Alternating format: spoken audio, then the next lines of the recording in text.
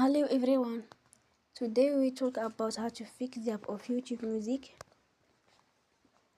Here we go to settings, then we click on apps.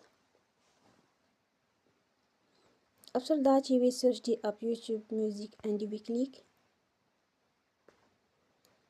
Then you will on full stop. After that you will go to storage. Then we click on clear cache.